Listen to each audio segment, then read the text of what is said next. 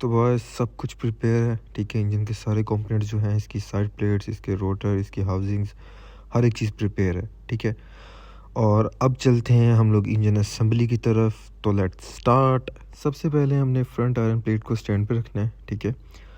और इसमें stationery gear fit करना है। फ्रंट आयरन प्लेट ये बेसिकली पुली वाली साइड से है। हम लोग रोटरी इंजन को जो है ना, वो जो आगे मेन क्रैंक पुली होती है ना, उस साइड से बिल्ड करना स्टार्ट करते हैं फ्लाई व्हील वाली तरफ, ठीक है?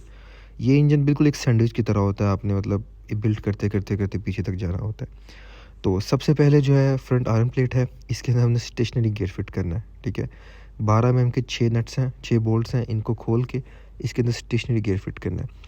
स्टेशनरी गियर बेसिकली ये है, इसके अंदर बेरिंग होते हैं, ठीक है? और जो हमारी क्रैंक शाफ्ट है ना मेन, जो दोनों रोटर्स को आपस में कनेक्ट करती है, वो इसके अंदर मूव करती है और पावर जनरेट करती है, ठीक है? और ये है कि स्टेशनरी गियर के जो मैंने आपको बताया कि 12 mm के 6 बोल्ट्स हैं, ठीक है? इसको बैठा के मतलब थोड़ा सा हार्ड से अंदर जाती है, इसके अंदर फंसा के और फिर ये 12 mm के हमने 6 बोल्ट जो है ना, ये अच्छे से टाइट कर लेने हैं, ठीक है? ये अब जो है ना फ्रंट आयरन प्लेट है, यहाँ पे आपको ये ऑयल पंप और ये सारी चीज़ें नज़र आ रही होंगी, लेकिन ये कवर के नीचे हाइड हो जाती हैं। इसके आगे एक और कवर आता है। तो अब यहाँ पे हमने 12 mm के ये 6 नट्स को नॉर्मल सा टाइट कर लेना, पहले मॉडरेट सा, ठीक है? क्योंकि फिर जब हम इंजन बंद करने होंगे तो इनको एक बार दोबारा अच्छे से टाइट कर लेंगे।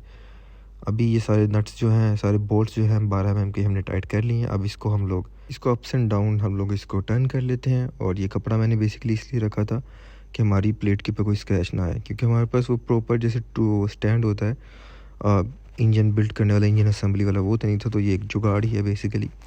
तो मैंने कपड़ा रखा था कि किसी किस्म का कोई स्क्रैच ना आए।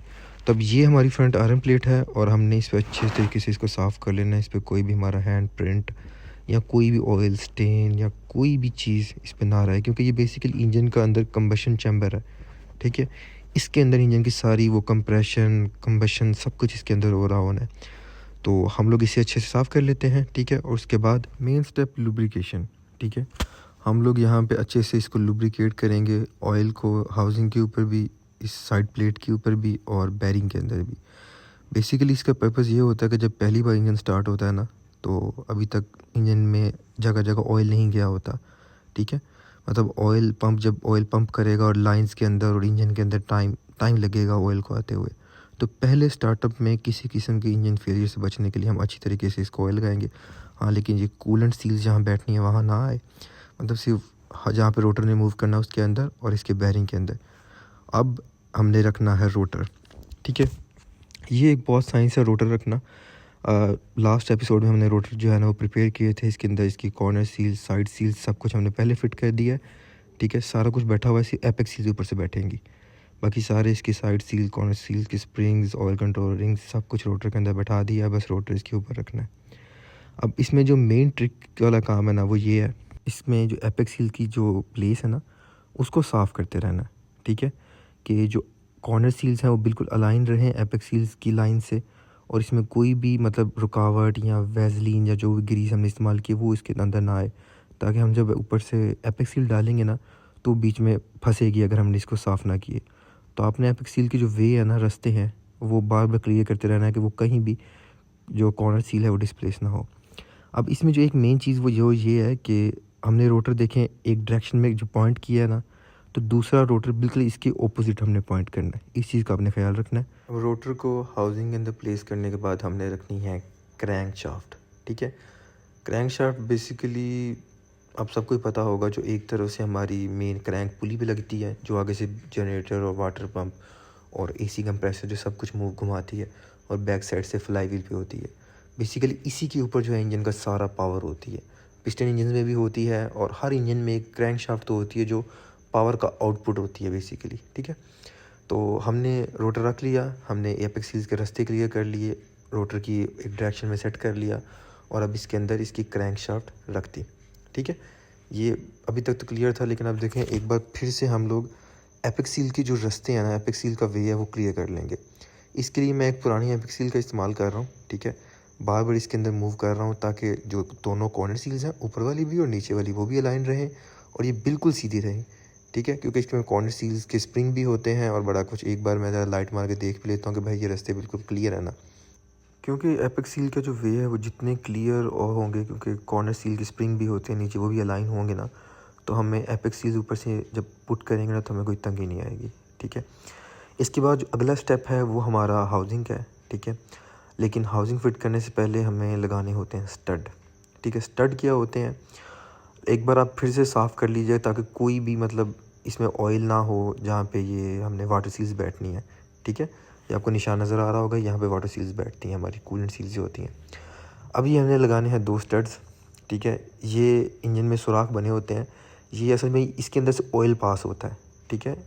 इसके अंदर से ऑयल पास होता है फ्रंट आयरन प्लेट से बैक आयरन प्लेट तक, और दूसरा इसके ऊपर हाउसिंग भी आके बैठनी होती है। इन स्टड्स को भी थोड़ा सा लुब्रिकेट कर लेना ताकि आपको कोई ना तंगी ना आए ऊपर हाउसिंग बैठाते हुए। अब जो नेक्स्ट स्टेप है ना, हमने हाउसिंग की दोनों साइड्स पे ना, ठीक है, जो रोटर हाउसिंग है जिसके अंदर रोटर ने घूमना, वो जो जिसके पीछे पे मैं सिलिकॉन लगा रहा हूँ, मैं यहाँ मार्क कर देता हूँ कहाँ कहाँ सिलिकॉन लगानी है। यहाँ बेसिकली ऑयल होता है इसके नीचे सम्प के अंदर, तो ये ऑयल इंजन के सम्प से बाहर ना आए, मतलब यहाँ से ऑयल लीक ना करे, ये इसके लिए हमने यहाँ पे सिलिकॉन लगानी है, ठीक है। उसके बाद हाउसिंग पकड़नी है, और हाउसिंग अंदर भी थोड़ा सा लुब्रिकेट कर लीजिएगा, ठीक है। जैसे मैंने ऑयल लेके हाउसिंग को अंदर से भी मैंने लुब्रिकेट किया है। ये लुब्रिकेशन बहुत ज़रूरी है क्योंकि फर्स्ट स्टार्टअप पे इंजन जितना स्मूथ होगा, जितना ऑयल होगा, ठीक है, उतनी फ्रिक्शन कम होगी और इंजन डैमेज नहीं होगा, ठीक है। क्योंकि अभी तक इंजन ऑयल जो है वो इसके अंदर इंजेक्ट नहीं हुआ होगा, तो ये बिल्कुल ड्राई चलेगा अगर हमने इसको नहीं लुब्रिकेट किया तो। अब लोग हाउसिंग पकड़ेंगे। अब ये जो स्टड्स है ना, बेसिकली ये हमें अलाइन करवाएंगे कि हमें किस तरह हाउसिंग रखनी है। या हाउसिंग के ऊपर भी 2 सुराख हैं, और इस स्टड के ऊपर रख के, ठीक है, रोटर को बैलेंस करके और ले, बस ये हमने दी प्रेस, ठीक है। ये रबर की जो सील्स हैं, कूलेंट सील्स, ये बस एक छल्ले होते हैं जो इसी तरह बैठा देने, जैसे हाउसिंग रोटर हमने पहले प्रिपेयर कर लिए थे ना, उसी तरह हमने ये हाउसिंग भी प्रिपेयर कर लेनी है। अब हाउसिंग गई बैठ। अब सबसे मेन काम, एपेक्स सील को हमने जो है ना वो इंजेक्ट करना है। ये रही हमारी एपेक्स सील्स, ठीक है। इसके ऊपर एपेक्स सील बेसिकली 2 पार्ट्स में आती है, एक पूरी एपेक्स सील और एक कॉर्नर, ठीक है। हमने कॉर्नर को जो है ना 2 मेथड होते हैं, आप वैसे भी इंजेक्ट कर सकते हैं या कॉर्नर को साथ भी जोड़ सकते हैं। मैंने एपेक्स सील के कॉर्नर को ना एल्फी से जोड़ दिया है। अब एपेक्स सील ली, ठीक है, उसे जो हमारी कॉर्नर सील है जहाँ आपने अलाइन करनी है वहाँ रखा। एपेक्स सील के 2 स्प्रिंग होते हैं, ठीक है, एक बड़ा स्प्रिंग और एक छोटा स्प्रिंग। बड़े स्प्रिंग को एपेक्स सील के अंदर लगाया। इसके अंदर एपेक्स सील के अंदर ना बने होते हैं, मैं आपको एक क्लोजअप शॉट भी दूंगा आगे, ठीक है। इसके अंदर मतलब पॉइंट्स बने होते हैं स्प्रिंग रखने के। पहले बड़ा स्प्रिंग रख के हल्का से प्रेस कर देना कि स्प्रिंग बाहर ना आए। फिर ये छोटा स्प्रिंग पकड़ना है, ठीक है। इसको फिर जो अंदर एक और इसके अंदर कॉर्नर बने होंगे छोटे स्प्रिंग फंसने के लिए, उसके साथ इसको अलाइन करना है, ठीक है। और मतलब ये थोड़ा सा ना मतलब फोकस वाला काम है, और आपने बड़े ध्यान से और एहतियात से करना है, क्योंकि बेसिकली यही सारी गेम है। पूरे रोटरी इंजन में गेम साइंस जो है ना वो एपेक्स सील बैठाने की है, ठीक है। सील्स जितनी अच्छी बैठेंगी उतनी अच्छी कंप्रेशन होगी, उतना अच्छा सारा कुछ होगा। इसे बैठा के अलाइन करके फिर आहिस्ता आहिस्ता आहिस्ता इसे प्रेस कर देना पूरा पूरा अंदर तक। अब देखें, इसलिए मैं बार बार इसके चैनल जो थे एपेक्स सील के वो साफ़ कर रहा था कि बड़ी आराम से पूरी की पूरी अंदर जाके लग जाए, ठीक है। इस तरह एक रोटर के अंदर 3 एपेक्स सील्स लगनी है जिसके 6 स्प्रिंग्स हैं, हर एपेक्स सील पर 2 स्प्रिंग। अब ये साइड शॉट है, ये देखें, यहाँ आपको नज़र आ रहा होगा ये एपेक्स सील है। इसमें ऊपर जो है ये हमने बड़ा स्प्रिंग डाल दिया पहले, ठीक है, और फिर आधा तकरीबन उसे इंजेक्ट कर दिया मैंने।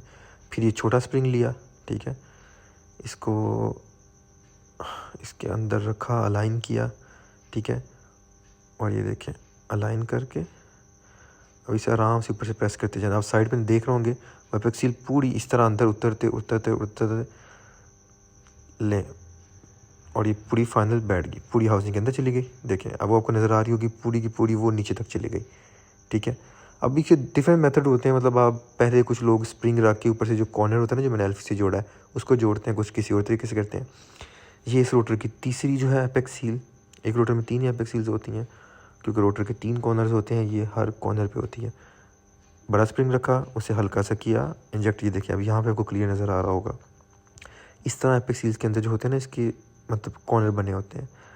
बड़ा स्प्रिंग गया, फिर छोटा स्प्रिंग जो होता है वो उसमें स्पोर्टी स्प्रिंग होता है बड़े स्प्रिंग का, उसको इस तरह रखा। ये बहुत ज़्यादा ना मतलब छोटी होती है ना एपेक्स सील, तो इसलिए मेरे ना थोड़े से हाथ वाइब्रेट कर रहे हैं। और इसी तरह इसको लगते हैं अलाइन करके बिल्कुल, और फिर हमने इसको दबा देना, और 3 2 1 लें जी, तीनों एपेक्स सील जो हैं वो चली गई। इसको अच्छी तरीके से बैठा दीजिएगा अंदर, ठीक है। लें जी, तीनों एपेक्स सील्स बॉयज़ पॉइंट हो गई हैं, ठीक है। कॉर्नर सील, साइड सील्स हम पहले सेट कर चुके थे। अब मतलब इस हॉट रोटर का काम जो है वो कंप्लीट हो गया। अब हमने रखना है इस पर सेंटर प्लेट। सेंटर प्लेट रखने के लिए, सेंटर प्लेट बेसिकली मतलब जो 2 रोटर्स के सेंटर में प्लेट आएगी। आपने जो क्रैंक शाफ्ट है उसे थोड़ा सा उठा लेना, क्योंकि इसमें कर्व है का मेरे क्रैंक शाफ्ट में। इसे इस तरह अलाइन करके इसके अंदर से गुजार के अब वो जो नीचे स्टड है उसके ऊपर अलाइन करेंगे और 3 to 1 प्रेस, बस सिंपली। लेकिन इसे थोड़ा सा ना मतलब हैमर कर लीजिएगा ताकि वो अच्छे से बैठ जाए स्टड के अंदर, ठीक है। मैंने हाथ से उसे बैठाया था, बैठ गया था, लेकिन मैंने फिर ऊपर से हैमर भी कर दिया था हल्का सा, ठीक है। अब हमारा जो एक रोटर है वो कंप्लीट हो गया है। जब आपने देख लिया सेंटर प्लेट आ गई। अब मैंने एक बार दोबारा बस कंफर्मेशन के लिए ना इसे और प्रेस कर दिया था, ठीक है। आप हो सकता है रबर हैमर भी यूज़ कर लें, क्योंकि दूसरा हैमर जो है उसको प्लेट डैमेज कर सकता है, प्लेट पे निशान डाल सकता है। लेकिन मैंने ये कपड़े से दबाया था इसे, तो ये बैठ गया था, ठीक है। आपको साइड से पता लग जाएगा कि बिल्कुल बेहतरीन किस्म की बैठ जाएगी। और अगेन वही स्टेप हमने करना है, लुब्रिकेशन ज़्यादा सारी, ठीक है। हाउसिंग पे भी, साइड प्लेट्स पे भी, सेंटर प्लेट्स पे भी और क्रैंक शाफ्ट में भी, क्योंकि क्रैंक शाफ्ट के अंदर भी बैरिंग होते हैं, रोटर के अंदर बैरिंग होते हैं बेसिकली, ठीक है। जैसे वो स्टेशनरी गियर में था ना, वैसे रोटर के अंदर भी बैरिंग्स होते हैं जो हमने इसके अराउंड घूमने होते हैं। वो डिफरेंट बैरिंग्स होते हैं, जो कार के गाय हैं उनको पता होगा। यहाँ पे हमने अब ये क्रैंक शाफ्ट को भी लुब्रिकेट कर लिया है, ठीक है। और बस वो चैनल्स का ध्यान रखिएगा कि ना कूलेंट चैनल में जाए ना कहीं जाए। अब हमने इसको प्लेस करना है रोटर को, ठीक है। अब यहाँ मैंने आपको पहले चीज़ बताई थी कि हमने इस चीज़ का ख्याल रखना है कि जो नीचे वाला रोटर है ये उसके ओपोजिट हो, ठीक है। नीचे वाला जो रोटर था, मैं उसकी आपको क्लिप ऐड करता हूँ, उसकी फेसिंग राइट साइड पे थी। इसकी हमने जो फेसिंग करनी है लेफ़्ट साइड पे करनी है, मतलब दोनों रोटर की फेसिंग ओपोजिट हो। ये ना हो आप एक ही तरह से हमें से कर दें। अब ये बेसिकली इसके ऊपर जो स्टेशनरी गियर था ना उसका ये काम है। अब ये रोटर के ऊपर इसके टीथ देख रहे हैं, इसके अंदर स्टेशनरी गियर में घूमना होता है, ठीक है। आपने जो टीथ वाली साइड है ना रोटर की, ये अब इस वाले रोटर में हमने ऊपर रखी है, क्योंकि स्टेशनरी गियर इसका ऊपर आएगा। लेकिन जो पहला रोटर रखा था उसमें नीचे थी, ठीक है। ये भी चीज़ आपने ख्याल रखनी है कि जो पहला रोटर था उसकी ये टीथ वाली साइड नीचे रखनी थी, क्योंकि उसका जो स्टेशनरी गियर है वो भी नीचे था। अब अगेन हम इसमें भी स्टड रखेंगे, उसी तरह स्टड को थोड़ा सा ऑयल लगा लीजिएगा, लुब्रिकेट करके और फिट कर दीजिएगा। ये स्टड नीचे वाले स्टड के साथ ही जाके मैच होंगे, क्योंकि मैंने आपको बताया था इसके अंदर से ऑयल गुजरता है। ये स्टड अंदर से खाली है, देखें इसके अंदर से ऑयल पास करता है।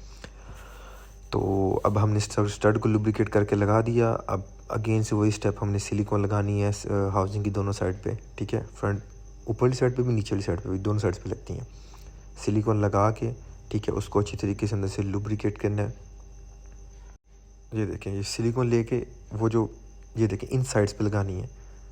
इस तरह लगा के, कोई ज़्यादा ना लगा लीजिएगा, मतलब एक लेयर लगा दें, क्योंकि यहाँ से ऑयल ना बाहर मतलब जंप करे, क्योंकि इसके नीचे सारा ऑयल होगा सम का। तो अगर हम ये नहीं लगाएंगे तो ये जंप करके ऑयल यहाँ से थोड़ा थोड़ा जो है ना वो लीक करेगा। तो बस सिलिकॉन लग गई। अब नेक्स्ट स्टेप है थोड़ी सी लुब्रिकेशन, और बस अब हमने दोबारा इसको स्टड से अलाइन करके, और 3 2 1 हो सकता है इसमें कोई इश्यूज़ आए, लेकिन आपने अलाइनमेंट आपकी ठीक होगी ना तो बड़े आराम से जाएगा। ये भी चला गया, इसे प्रेस कर देना ताकि वो सिलिकॉन अच्छे से उससे पंच हो जाए और हमारी जो कूलेंट सील्स हैं वो भी सही से बैठ जाए। अब देखिए इतना काम तो हो गया है हमारा। अब हम चलते हैं इसकी एपेक्स सील्स की तरफ, जो बेसिकली है मतलब रोटरी इंजन में हार्ट होता है, ठीक है। मतलब पाकिस्तान में मैंने देखे हैं मोस्टली रोटरी इंजन फेल ही अपनी एपेक्स सील्स की वजह से होते हैं। मतलब गोरों के भी यार मोस्टली इंजन फेलियर के जो होते हैं ना, वो एपेक्स सील, जब एपेक्स सील टूट गई उसी वक्त इंजन फेल हो जाता है। इस रोटर की भी तीनों एपेक्स सील्स बैठ गई। अब हम डालेंगे इसकी लास्ट प्लेट, ठीक है। मतलब ये है इसकी फाइनल प्लेट जो है ना, साइड प्लेट जो है। इसके बाद आपका वो होता है फ्लाई व्हील। इसे अलाइन करके अच्छे से उसी तरह स्टड के अंदर अलाइन करना है हमने, ठीक है। और इसे भी दबा देना है बस, ठीक है। अब मैंने आपको कहा था ना रोटर के जो टीथ्स हैं हमने वो ऊपर वाली साइड पे रखने हैं, लेकिन इसे हमने अलाइन करके पहले बैठा लीजिएगा ऐसे। इसे भी इसी तरह दबाना है ताकि वो सिलिकॉन जो है पंच हो जाए और ये भी अच्छे से बैठ जाए। थोड़ा सा हैमर कर लीजिएगा अगर हो, नहीं तो हाथ से भी काम चल सकता है, ठीक है। ये चेक करिए, मैंने थोड़ा सा हैमर कर लिया था ताकि अच्छे से बैठ जाए। अब जो था इसका स्टेशनरी गियर, याद है पहली प्लेट में भी लगाया था। अब ये इसका एंड पे भी स्टेशनरी गियर आता है, वो रोटर के टीथ्स आपको नज़र आ रहे होंगे, ठीक है, वो रहे। उसके अंदर जो है अब इसका स्टेशनरी गियर जाएगा। ये आ गया इसका स्टेशनरी गियर बैक वाला, इसको भी इसी तरह थोड़ा सा ठोक शोक के इसके अंदर गिर देना आपने। और इसके भी जो है वो 6 नट्स होंगे 12 mm के, वो मैंने लगा के और अच्छे तरीके से टाइट कर लेने हैं। तो बस ये एक सैंडविच इंजन था, ठीक है, जैसे स्टैक नहीं होता, एक के ऊपर एक चीज़ रखते गए इंजन बिल्ड। अब इसके जो है ना 18 स्टड्स हैं, ठीक है, जो पूरे इंजन से गुजर के फ्रंट प्लेट्स तक जो है ना, जिन्होंने आपस में एक दूसरे को कसना है। 18 स्टड्स हैं, ये लंबे लंबे स्टड्स होते हैं जो पूरे इंजन तक जाते हैं, ठीक है। आपने डाल के इनको क्रॉस एंगल में जो है ना आपने इनको टाइट करना है, ठीक है, यानी जैसे क्लॉकवाइज टाइट करना है। यार मेरे हाथ कंब रहे पता नहीं कितने हफ्तों की लगातार मेहनत के बाद हमने ब्लॉग बंद कर दिया है, ठीक है। और ब्लॉग में कंप्रेशन भी है, शुक्र अल्हम्दुलिल्लाह, थोड़ा सा घुमा के देखा है, ठीक है, इसमें कंप्रेशन है। अभी पक्का नहीं पता, इसे पूरा बंद होगा, इंजन में जाएगा, फिर ही कुछ होगा, ठीक है। बाकी स्टे ट्यून फॉर मोर।